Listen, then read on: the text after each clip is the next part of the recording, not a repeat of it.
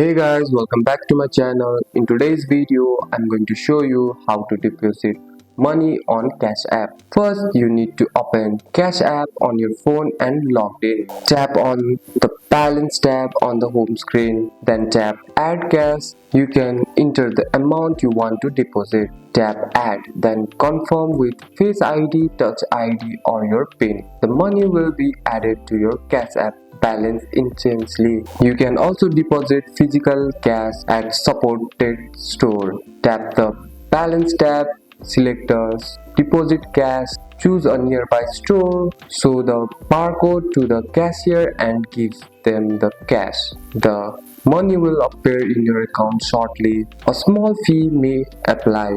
You must have to link debit card to add money. Cash App or cash deposit has daily and weekly limit. Fee may apply for in-store cash deposit, and that's it. That's how you deposit money on Cash App. That's all for today's video, guys. If you found this video helpful, drop a like and subscribe for more videos. Thanks for watching. See you in the next one.